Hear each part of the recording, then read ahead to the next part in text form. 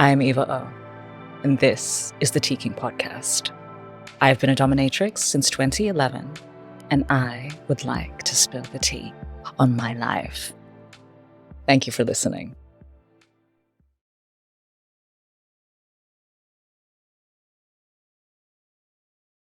Welcome back to the Teakink podcast, this time in Singapore with Mistress Wei.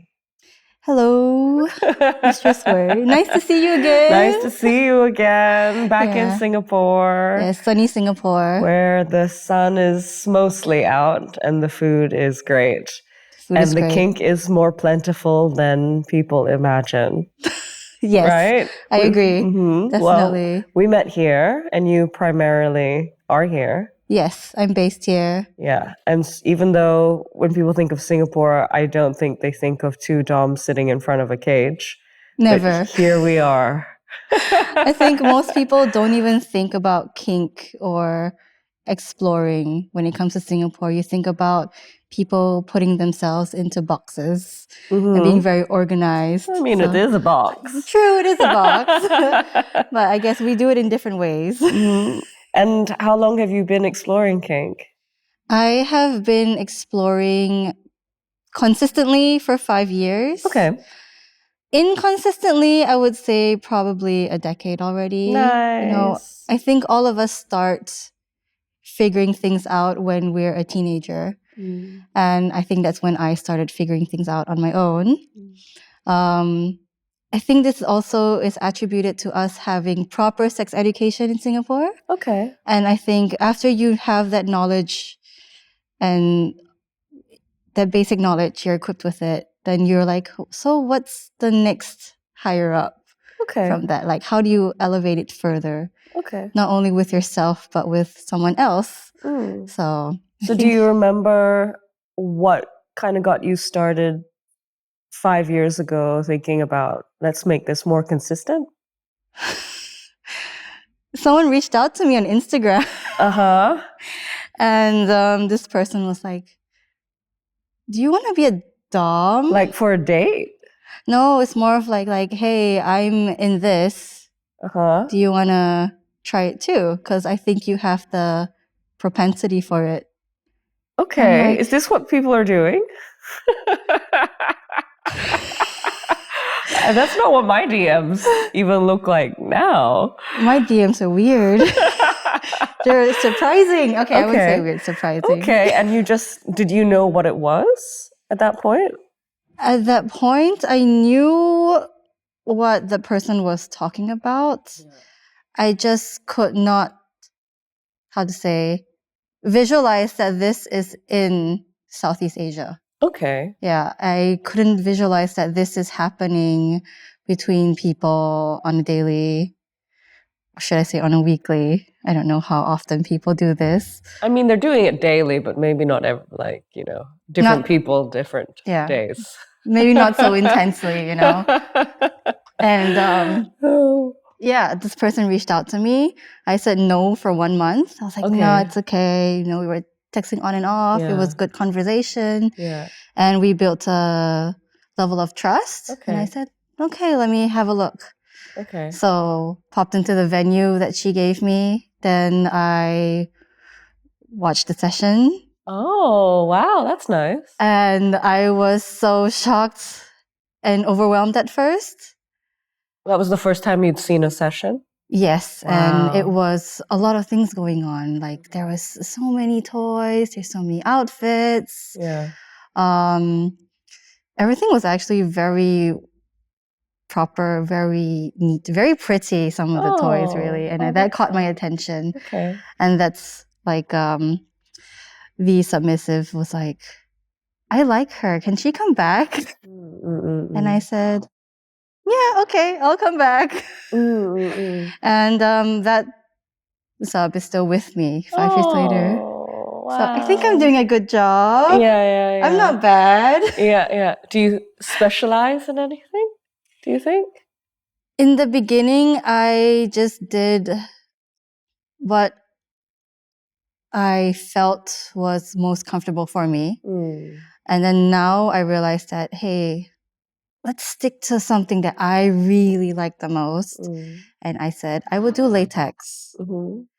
It's hot and humid in Singapore. Yeah. How did you discover latex in this humidity? There are latex people here. There are. I know that. Yeah, I now know there are a lot of latex people here. Yeah. And they have a certain level of patience and commitment, which I really admire. Yeah.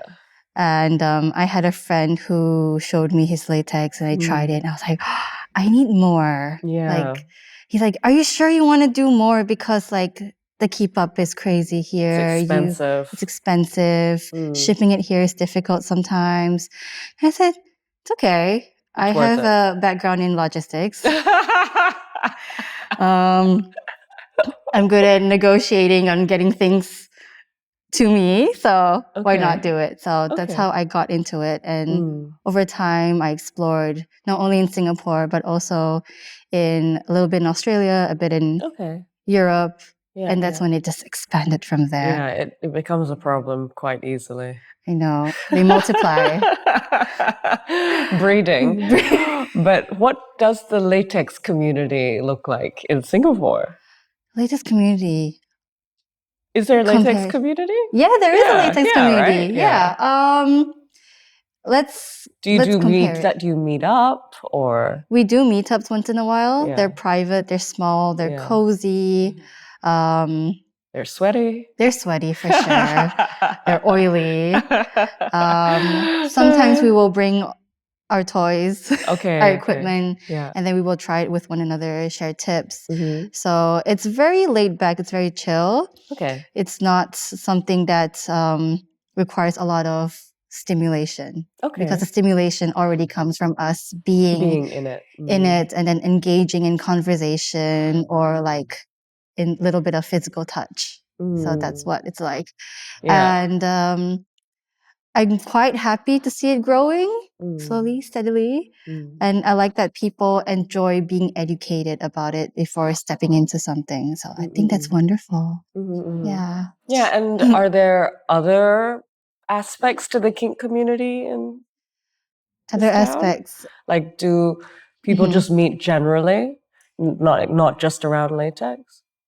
We have a lot of people in Southeast Asia who are into Shibari. Because we have a lot of influence from Japan. So Shibari is seen here not even in a kinky way. Like it's seen as art. It's very beautiful. It's very complex.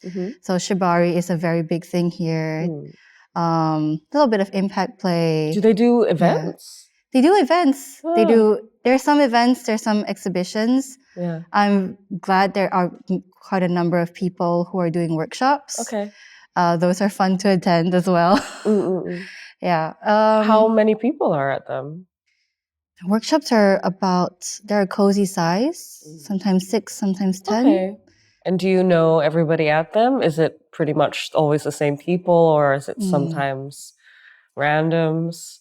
What's the demographic? It's a mix. Yeah, it's a nice mix actually. Like with people of different levels joining, you get to skill share a lot more.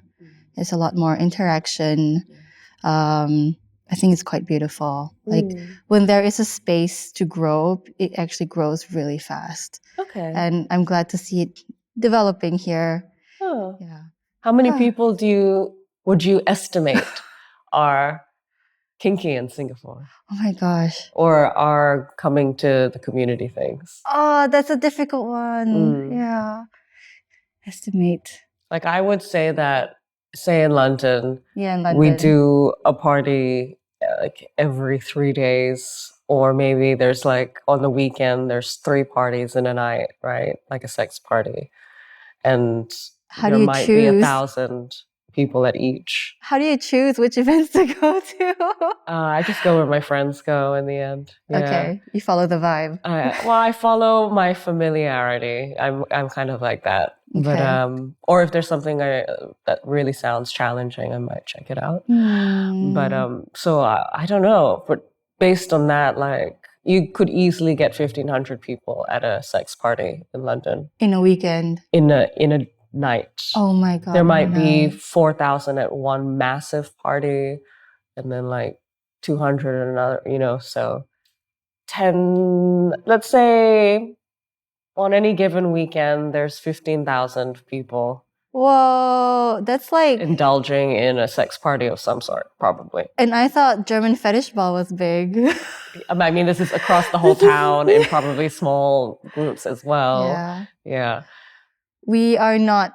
No, we're nowhere close to that yet. I like that it's cozy as well. Yet, I would love it to be that big one day. But it's probably if it's a weekend with a few parties, maybe couple thousand. That's still pretty good though. I'll be humble. No, that's still pretty active for a small place. But are these public? Like, how do people find out about these kink parties? Or some are like kink themed parties, then they are public. They're put on social media. But there are few and far in between. There's probably only one or two organizers. Then there are more private parties that we will just, it's like word of mouth, like, hey, there's a party coming up. Like, Mistress Wei's organizing it. Like, do you want to come? Then they'll like reach out to me, and then we would see whether they're suitable to join the party. I think it's important to also make sure that everyone is comfortable with one another when they go for a party. But for the big ones, it's a bit more, the itinerary is more straightforward. They're here to party. Then that's easier. And they don't get shut down? There's nothing against having those kinds of gatherings here? No, they don't get shut down. That's good. I think it depends on how you package it. How do you package it then? Package it as a gathering. As opposed to the sexuality aspect. Yes.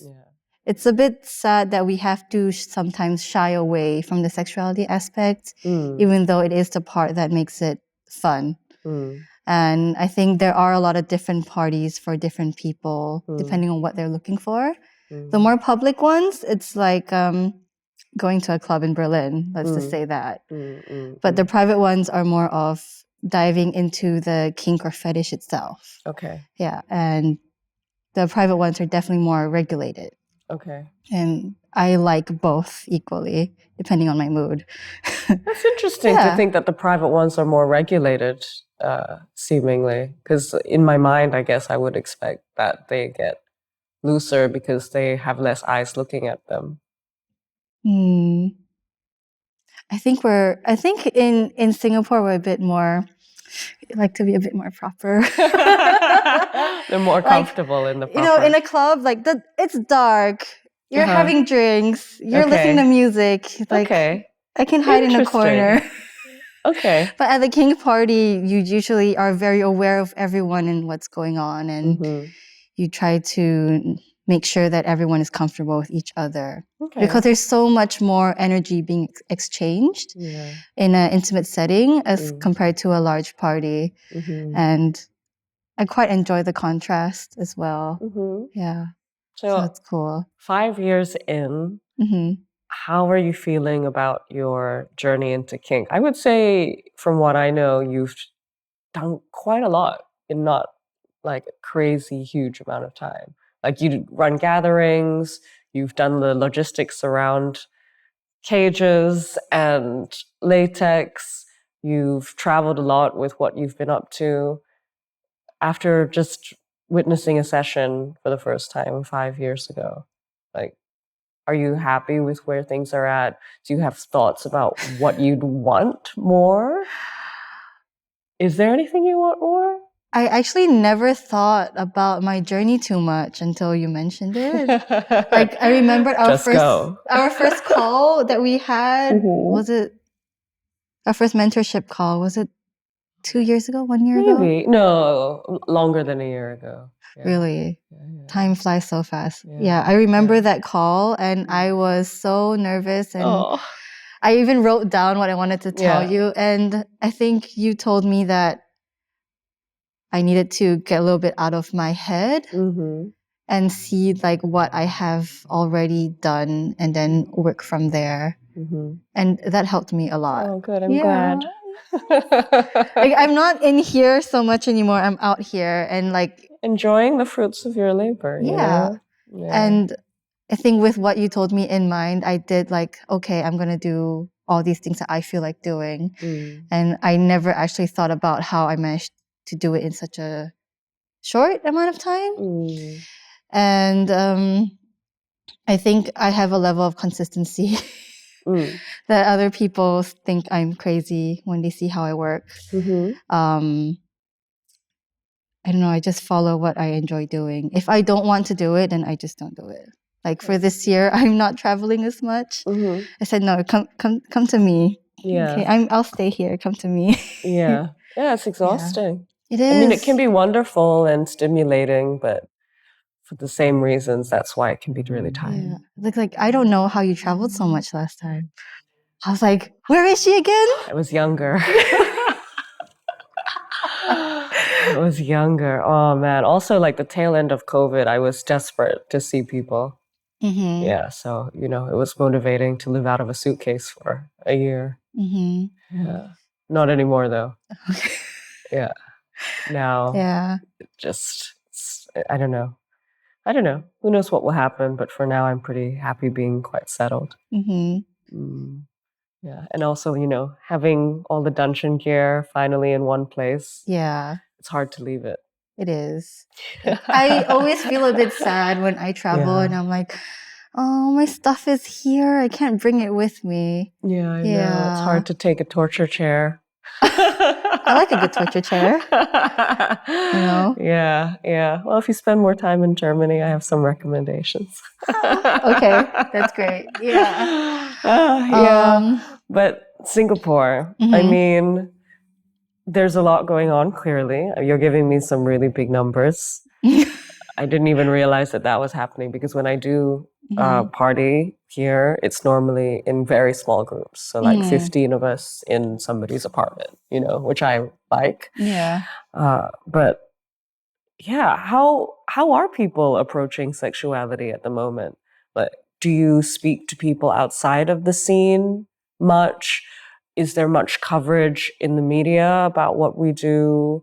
Like, for example, I don't think I can mention who interviewed me maybe 7 years ago here, and they were doing a big spread on me. They spent a lot of time. They asked for a lot of photos, signed a lot of things. And then when we got right to the end, it's like a big women's magazine. They said that they can't run it because if there's like a 3 strikes policy, or there was. Okay. Yeah, and if they did anything too vulgar, however many times, they would get shut down. Even then, like this huge corporation-run magazine. And so I kind of, after that, thought, okay, something to be aware of, that there's still a lot of control over public perception. Yes, there is still a lot of control of public perception. So that's why it's important to think of how you package it, especially in front of the media. Yeah. And it gets a bit stiff sometimes. Okay. Like I've been approached for a lot of articles and working out or trying to get the media company to understand that it needs to be packaged in a certain way has been tough. Okay. Because they're not walking in our shoes. Yeah. For them, it's a different goal. They want a story for different reasons. For us, we want to get our story out so that people are more educated about kink and sexuality. But for them, it's maybe they need a story to have more views. Yeah. Or to clickbait. Or to like brand themselves in a certain way. Okay. And what way are they trying to brand themselves using us? I also asked this question. Yeah. Yeah. I think I saw a few years back you did like a short little interview with someone. The one you were showing a violet wand and some other stuff. Okay. Yeah. With someone in Singapore. Okay. Yeah.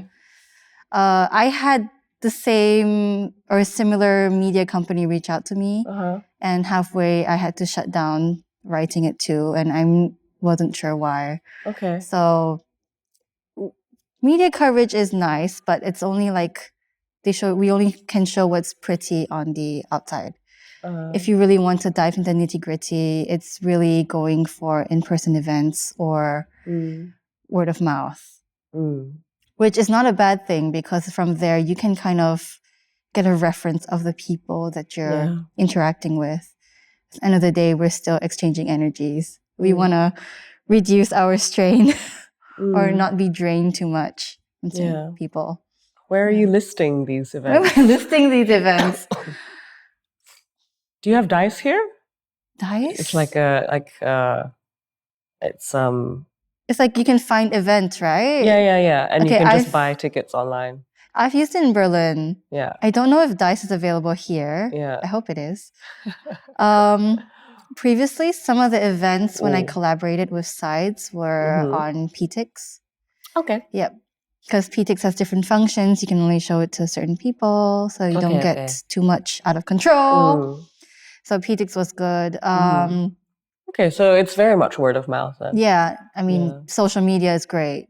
Like, because Singapore is so connected. The algorithm knows who to show what to. Okay. So social media has been pretty good with that too. I think that's about it, really. Okay. We're a society that's very connected to our phones. Okay. So I guess that helps. Yeah, and it's how many? Do you know what the population is here? 5.5 million. Okay. 5.5 million. Yeah. For like a major city, it's quite small, I guess. It is quite small. Yeah. And is it a lot of locals? Is it some foreigners? It is a 50-50 mix. Ah, okay. And depending on the event type, it would draw a different percentage mix of crowd. Yeah. I do see a growing number of youngsters joining, which is wonderful. Like early 20s? Early 20s. Okay. Yeah. I think it's good to find out what you like. Yeah. Is that unusual? It was unusual in the beginning. Yeah. Was it mostly older people? It was mostly older people who had the time management capabilities and the financial capabilities to dabble in this, I would say. Does it take money to dabble? I think it takes a certain level of money and time to be able to curate and plan and get the things you need for what you like. Okay. Yeah. I think that's across for every hobby. If it's okay, I call this a hobby.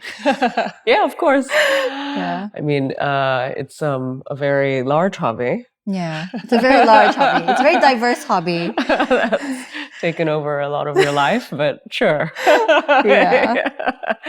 Yeah, I think there's different ways to do it. I don't know if you necessarily need a lot of money to do some of it. Obviously, when you start to get into gear can become expensive, but I think there's psychology that you can play with that doesn't require gear necessarily, but it's probably a curiosity and some good search, like Google search skills that are required to get you there. True.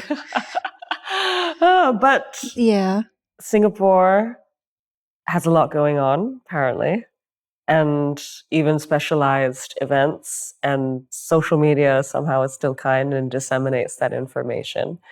But is there anything that you'd hope more for it here? I would hope one day we could do events as big as the ones in Europe. Yeah. Are there big parties here just in general, like raves and things like that? Normal raves, yes. Yeah. Kink ones, no, not that I know of. Yeah. Where do they hold the raves normally? I have no idea. Yeah. Still in nightclubs, or do they do them outdoors? I think they have their own venue for sure. Okay. Yeah. I think the biggest party I've been to in Southeast Asia was Bangkok Fetish Ball. Okay. Yeah. That's new, right? Yes, it's new. Yeah. It's always in November. Okay. So when it's nice and cool. Would you say Bangkok has the biggest community in Southeast Asia? I would say they have the biggest draw. I am not sure if they have the biggest community. Where might that be? I think maybe here. Oh. Like people are actually very actively going for like meetup events here. Like I could go to a bar social and it's like easily 100, 200 people. Oh, wow. Yeah.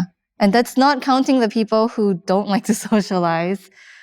Wow. So okay. 200, mostly new faces, some repeats. But it's great. Like I get to always share experiences with people. Yeah, because a lot of people would ask me, how was it like when you first started, or how was it like before COVID? And I said, sorry, I came about during COVID. I don't know what it's like before COVID.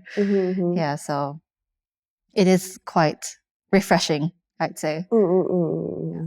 But obviously, do you go to these with an anonymous, like the mask also? In person, no mask. Okay. But if it's like, I think it depends on my comfort level. Yeah, for bigger parties, I do sometimes wear a mask. And I don't wear it just for anonymity. I also wear it for my own comfort. Okay. Like, it's also, I like that it's a bit mysterious. Ah. Yeah. Okay. Apparently, I have a face that people remember. Yeah. Nice. Yeah. So what's comfortable about that mask for you? Or the mystery? Someone once told me that if it's too direct, some people don't have a draw towards it. Oh, You need to like slowly uncover a way. You know, it's the mystery towards something or someone that draws a person in. And I quite liked that idea. But I also like that I can be myself with other people and I can be Mistress Wei with the community. And I think that's nice. You know, I get to segregate my headspace as well. Yeah. I'm just one big mess.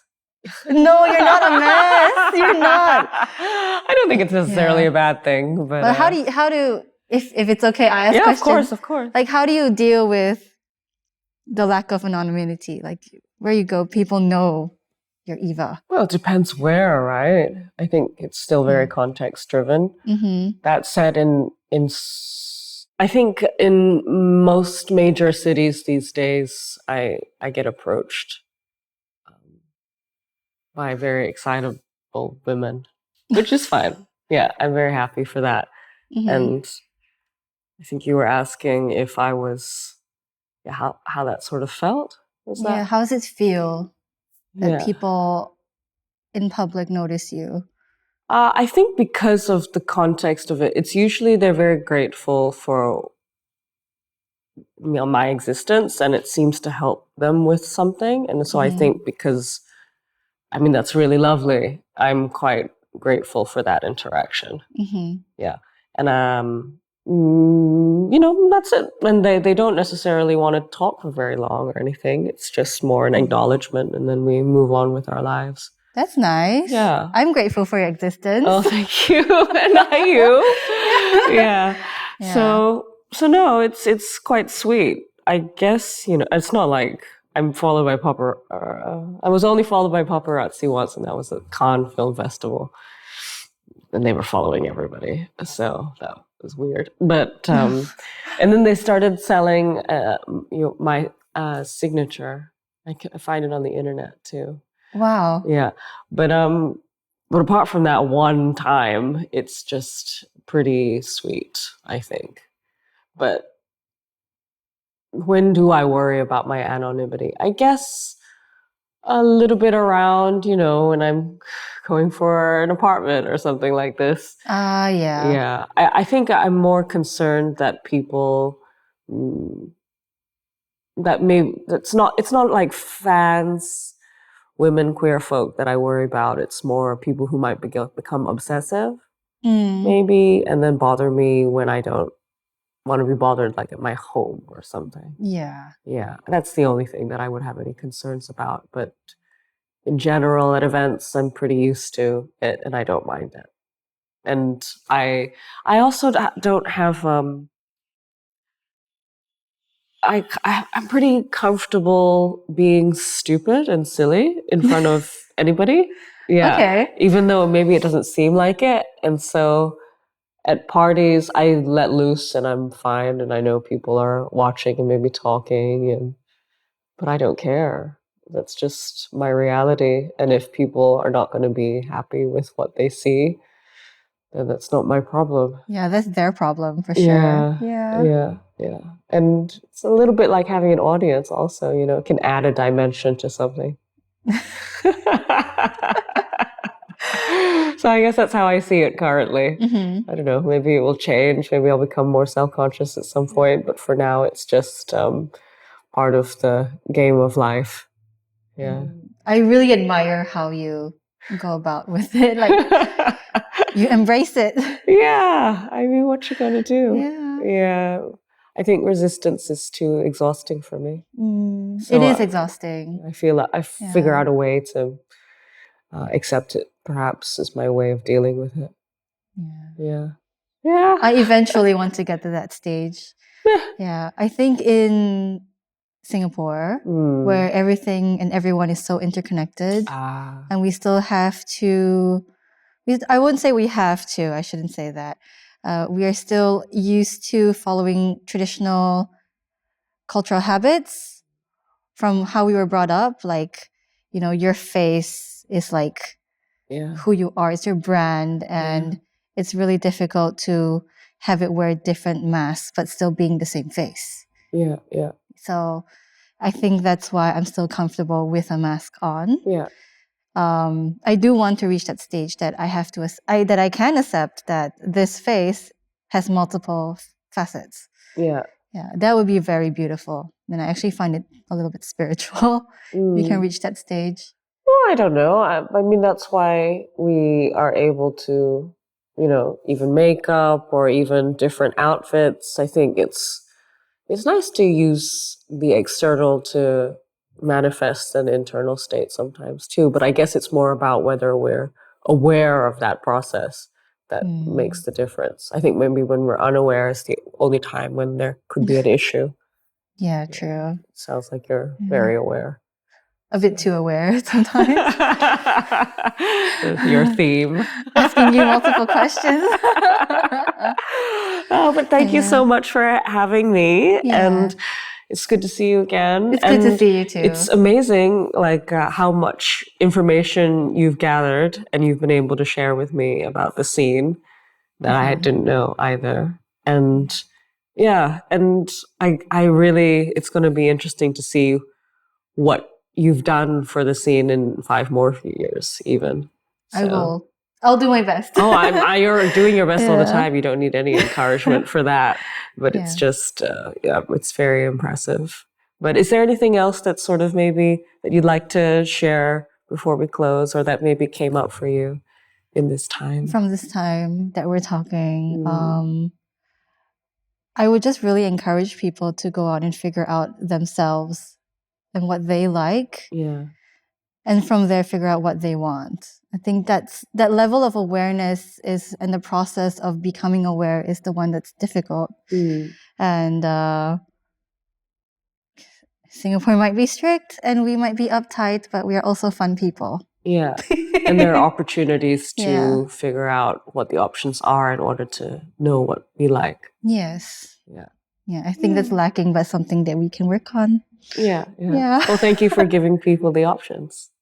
And I look forward to indulging in some options with you very soon. We won't talk about that. You got to search. Find out word of mouth.